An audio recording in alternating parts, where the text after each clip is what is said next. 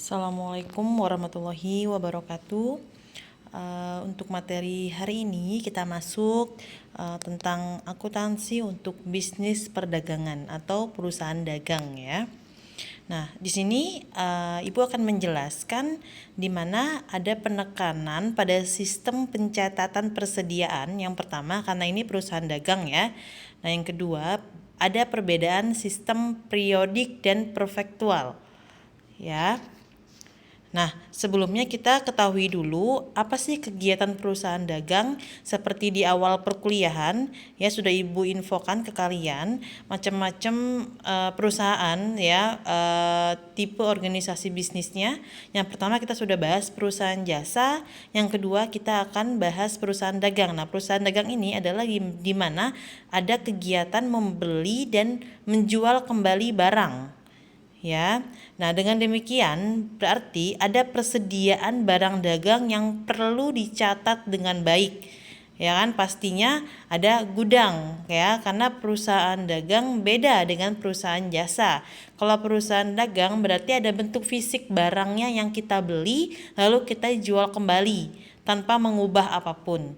Ya, paling yang berubah hanya jumlahnya saja. Misalnya kita beli dalam sektor yang besar dan kita jual eceran seperti, tapi tidak mengubah sifat atau jenis barang tersebut ya. Nah, selanjutnya di sini ada kegiatan dan siklus perusahaan dagang. Nah, lainnya kayak akun-akunnya itu sama dengan perusahaan jasa. Yang berbeda adalah adanya penambahan dengan nama akun pembelian barang dagang, atau misalnya bisnis singkat pembelian BD itu barang dagang, ada retur pembelian barang dagang, ada diskon atau potongan pembelian barang dagang, ada beban angkut pembelian barang dagang, penjualan barang dagang, retur penjualan barang dagang, ada diskon atau potongan penjualan barang dagang, beban angkut penjualan barang dagang, ada pembayaran hutang, sama kan kayak perusahaan jasa ya, pembayaran piutang sama, dan adanya persediaan barang. Karena pas di perusahaan jasa tentunya tidak terdapat persediaan barang. Nah, maksudnya apa sih pembelian barang dagang? Ya, berarti kita membeli barang untuk masuk ke persediaan kita. Gitu ya. Nah, disebutnya barang dagang. Jadi adanya pembelian barang. Nah, kalau retur pembelian apa? Berarti barang yang kita sudah beli berarti ada yang dikembalikan, bisa karena cacat ya, misalnya nggak sempurna gitu kan, misalnya entah udah kebuka atau misalnya sudah robek, pokoknya barangnya cacat gitu kan. Atau misalnya lagi adanya kesalahan, misalnya kita beli 10 tapi berikannya 12, berarti kan harus kita kembalikan 2 gitu kan. Terus lagi misalnya retur itu tadi adanya barang cacat, terus adanya kesalahan dalam jumlah gitu kan, terus adanya tidak sesuai gitu ya, kita mintanya A dikasihnya misalnya B. Nah, berarti kan itu harus dikembalikan kan, karena uang yang sudah dibayar juga harus dikembalikan. Misalnya kita bayarnya cash, berarti cashnya harus dikembalikan lagi. Yang tadinya kas kita sudah keluar, berarti pada saat retur pembelian karena kita membelinya tunai, berarti duit kasnya masuk lagi nih ke perusahaan gitu kan. Kalau retur barangnya pun yang tadinya sudah masuk ke gudang kita dikembalikan lagi, misalnya separoh atau misalnya berapa jumlahnya sesuai ketentuan gitu. Terus kalau misalnya kita belinya kredit, berarti yang tadinya hutang kitanya misalnya kita beli 20 gitu misalnya, terus hutang kitanya ada 20 berarti kan. Nah, diretur 10, berarti sama, barangnya tinggal 10, hutangnya pun dikembalikan tinggal 10. Jangan sampai hutangnya, barangnya sudah dikembalikan tetapi hutangnya masih tertulis 20. Nah, berarti mengikuti retur pembelian itu, mengikuti berarti apa yang sudah kita beli di awal, seperti itu ya. Terus ada diskon atau potongan pembelian barang. Nah, biasanya kalau misalkan kita beli barang nih dalam jumlah yang besar gitu kan, dalam jumlah yang banyak biasanya, nah itu ada diskon biasanya. Atau misalnya di tanggal-tanggal tertentu nih, pas pada saat perusahaannya sedang mengadakan diskon besar-besaran, kita beli barangnya, nah itu bisa dapat diskon. Atau misalnya kita melakukan pelunasan lebih cepat dari waktu yang ditentukan. Misalnya tempo 10 hari itu dari perusahaan dapat diskon 1%. Nah, seperti itu. Kalau lewat dari 10 hari yang nggak dapat diskonnya sudah hangus, seperti itu ya. Jadi diskon yang sudah ditentukan oleh si perusahaan yang kita beli. Ada beban angkut pembelian barang. Ya, beban angkut pembelian barang itu misalnya kan ekspedisi. Misalnya kan kalau kita beli barang yang banyak misalnya. Nah, itu kan harus ada khusus pengantarannya, pengirimannya. Nah, ada yang dibayar perusahaan atau menggunakan jasa perusahaan nih, mobil perusahaan yang kita beli, ada misalnya nggak bisa, si perusahaan tersebut cuma menyediakan barang saja. Nah, untuk beban angkutnya kita harus sewa lagi nih, kita harus sewa kendaraan sendiri misalnya seperti itu. Kayak contohnya kita beli kayak beli kulkas misalnya kan, kalau kita beli kulkas, kita beli tempat tidur, bisa kan di barang elektronik kan diantar ya, biasanya gratis ya. Tapi ada yang misalnya kalau misalkan kita belinya second, berarti kan kita harus nyewa mobil sendiri nih, gitu kan, buat ngambil di rumah orang yang jual. Nah, seperti itu ya bahasa sehari-harinya gitu loh, biar kalian mudah paham ya. Terus selanjutnya ada kebalikan dari pembelian, ada namanya penjualan. Nah, kalau penjualan sebaliknya, berarti kita yang menjual, berarti kita yang mendapat uang atau piutang, sebutannya seperti itu ya. Nah, retur penjualan sama dengan retur pembelian. Cuman bedanya kalau retur pembelian berarti kita mengembalikan kepada si penjual, tapi kalau misalnya retur penjualan berarti si pembeli mengembalikan kepada kita karena kita sebagai si penjual gitu. Diskon atau potongan penjualan sama ya. Artinya kayak diskon dan potongan pembelian, cuman beda penjualan dan pembelian saja. Terus ada beban angkut penjualan sama yang tadi sudah dijelaskan. Pembayaran hutang, ada pembayaran piutang, dan ada persediaan barang. Otomatis itu akan berpengaruh terhadap pembelian dan penjualan. Kalau misalnya pembelian, berarti otomatis persediaan barang kita bertambah. Kalau kita melakukan penjualan, berarti persediaan barang kita berkurang. Seperti itu ya. Ini siklus perusahaan dagang. Nah, kalian perlu cari akun dan nomor akun perusahaan dagang untuk mempermudah kalian seperti di perusahaan jasa kemarin ya. Nah, selanjutnya kita akan membahas ada syarat pembayaran barang ya kan, ada syarat penyerahan barang. Nah, ini akan berpengaruh pada saat kita melakukan pelunasan. Ya, ini agak ribetnya biasanya di sini. Jadi kalian harus paham dulu artinya. Ya, di sini syarat pembayaran itu syarat kapan pembayaran barang dagangan dilakukan. Nah, biasanya itu yang umum itu ada N/30, ada 2/10 N/30, ada N/EOM ya, EOM, ada 3/15 N/EOM. Ya, nah artinya apa? N/30 di sini artinya berarti pembayaran paling lambat itu 30 hari setelah tanggal transaksi. Ya, biasanya ditentukan seperti itu. Jadi misalnya pembelian barang dagang senilai 2.000 N/30 gitu dilakukan secara kredit gitu. Nah, syarat pembayaran itu artinya berarti barang tersebut dijual atau dibeli secara kredit. Jadi baru ada syarat pembayaran. Jadi kalau misalnya barang tersebut tidak dijelaskan kredit atau tunai, tapi ada N/30, ada syarat pembayarannya, otomatis dia berarti kredit. Ya, karena setiap transaksi kredit itu biasanya menggunakan syarat pembayaran dan tidak ada transaksi tunai yang menggunakan syarat pembayaran. Jadi cirinya ini. Paham ya? Jadi jangan lagi nanya-nanya, "Bu, ini transaksinya tunai atau kredit, Bu?" Dilihat. Ya, ada syarat pembayaran atau tidak. Kalau misalnya ada, berarti dia kredit gitu ya. Ada lagi misalnya 2/10 N/30. Nah, kalau 2/10 di depan ini, kalau 2 itu tandanya persentasenya, kalau 10 itu harinya. Jadi mendapatkan potongan atau diskon 2% jika pelunasan transaksi itu 10 hari atau kurang dari 10 hari dari tanggal transaksi. Ya kalau pas Bu, ya dapat dong. Kan di sini 10 hari atau kurang. Kalau lebih ya otomatis hilang persentasenya. Cuman jangan lebih dari N/30, jangan lebih dari 30 hari. Dan biasanya perusahaan tuh ada kontrak atau misalnya ada perjanjian tertulis, kalau misalnya dia terlambat atau misalnya dia lebih dari 30 hari nih ada dendanya atau ada sanksinya seperti itu ya.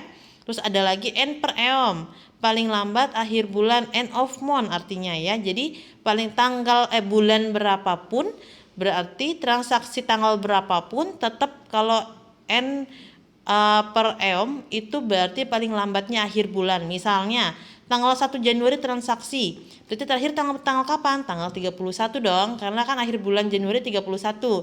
Beda kalau misalnya dia beli di September, misalnya 1 September, berarti akhir bulannya itu di 30 September. Bukan 30 hari, kalau N/30 tadi kita hitung nih.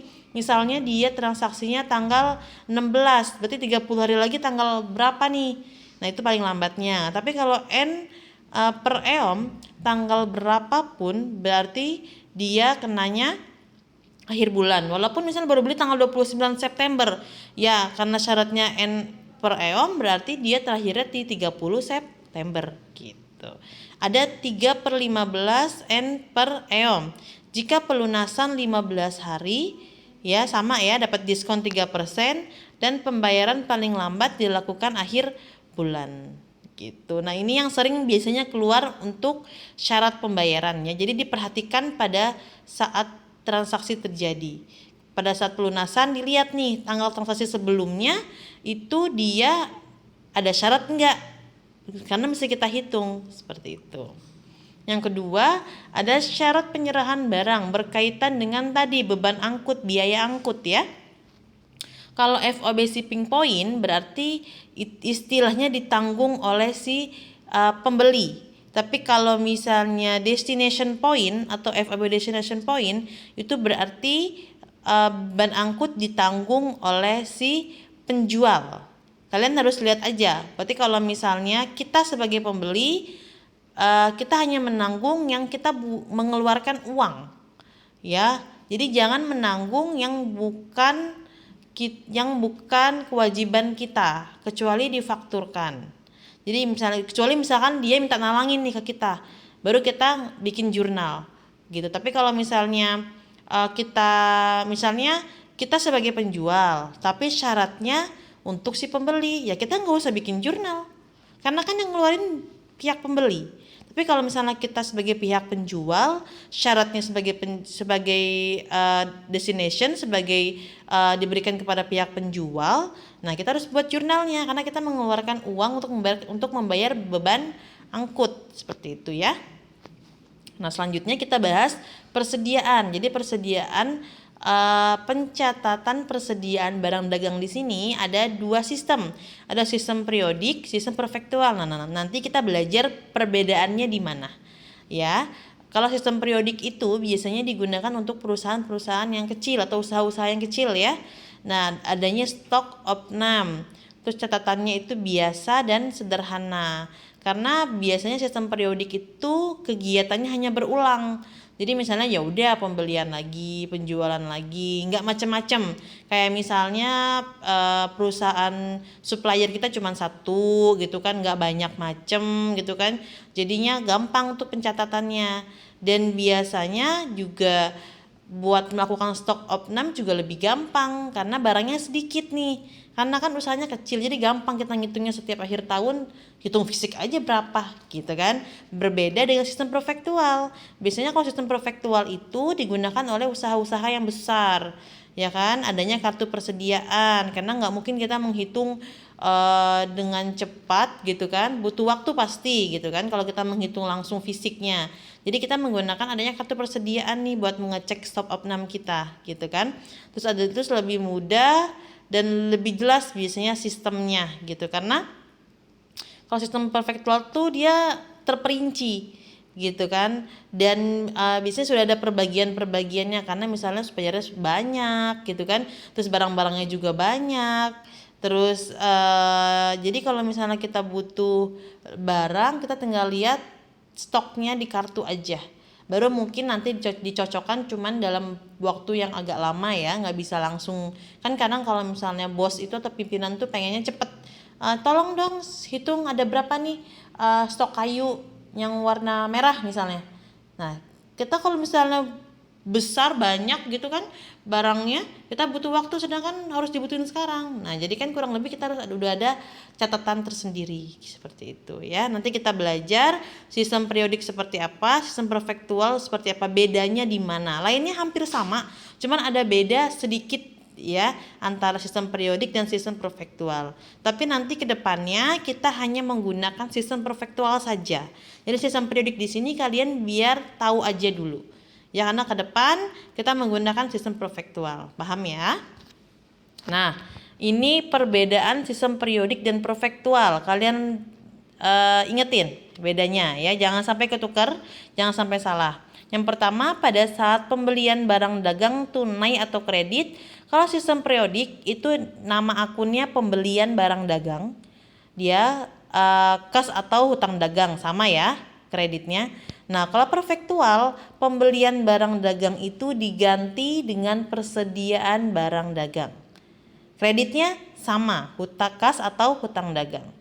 Pembelian diganti persediaan barang dagang, debitnya. Oke, lanjut ya. Yang kedua, retur pembelian. Kalau metode periodik itu retur pembelian ditulis di kredit untuk karena ini retur. Misalnya yang tadi kita udah beli kas, berarti di debitnya kas lagi dong, retur pembeliannya di kredit, gitu kan. Nah, kalau perfektual, retur pembeliannya kita ganti persediaan barang dagang. Potongan pembelian, kalau misalnya periodik, berarti kas pada potongan pembelian. Tapi kalau perfektual, potongan pembelian diganti persediaan barang dagang. Beban angkut pembelian, ditulis beban angkut pembelian pada kas, tapi untuk perfektual persediaan barang dagang pada kas. Bedanya kan kalian tandain ya. Nah, untuk penjualan, kalau periodik cukup dia kalau misalnya dia tunai berarti kas pada penjualan, kalau dia kredit berarti piutang pada penjualan. Udah selesai. Tapi kalau perfektual dia ada tambahan akun. Kalau misalnya selain kas atau piutang pada penjualan, ada juga akun di debit kreditnya harga pokok penjualan pada persediaan barang dagang. Nah, biasanya angkanya sudah ada di soal. Misalnya dijual 2000 barang gitu kan, misalkan dijual 2000 barang seharga 700.000 dengan HPP 200.000. Nah, seperti itu. Tinggal masukin angkanya aja. Jadi udah ada transaksinya, udah ada jurnalnya, kalian tinggal pisahin atau bedain periodik dan perfektual dan ingetin jurnalnya seperti ini kalau pembelian, seperti ini kalau retur, seperti ini kalau penjualan gitu ya. Untuk retur penjualan kebalikan dari penjualan ya. Retur penjualannya di atas, kas atau piutang dagangnya di kredit. Nah, kalau perfektual sama ya kan, karena dia tadi penjualan tunainya 4 akun, berarti pada saat retur pun 4 akun. Tinggal dibalik aja, yang tadinya persediaan barang dagangnya di kredit, harga pokok penjualnya di debit, diganti persediaan barang dagangnya di debit, harga pokok penjualnya di kredit gitu ya. Karena kan masuk lagi gitu kan pada saat retur berarti kan persediaan barang dagangnya bertambah lagi dong, masuk lagi ke perusahaan gitu ya. Potongan penjualan sama, tidak ada perbedaan.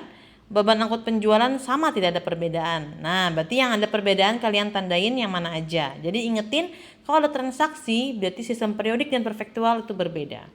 Jadi dari rangkuman tadi, bedanya kalau metode periodik itu tidak ada HPP untuk penjualan. Kalau perfektual ada HPP. Nah, untuk pembelian, retur pembelian, diskon pembelian, beban angkut atau ongkos angkut pembelian, itu yang berkaitan dengan pembelian itu diganti dengan namanya persediaan barang dagang. Itu rangkuman perbedaan periodik dan perfektual ya. Ingetin perbedaannya apa. Nah, ini contoh membuat harga pokoknya. Ya, ini membuat harga pokoknya, tapi nanti aja ya, kita belajar jurnalnya dulu. Kalau jurnalnya menjurnal umumnya kalian sudah bisa perusahaan dagang, baru kita lanjut mengerjakan HPP dan laporan keuangan ya, karena kurang lebih sama Ya, cuman beda sedikit aja karena ada penambahan akun juga. Oke, kita lanjut latihan perusahaan dagang, membuat jurnal umum perusahaan dagang, sistem periodik dan sistem perfektual. Oke, terima kasih. Wassalamualaikum warahmatullahi wabarakatuh.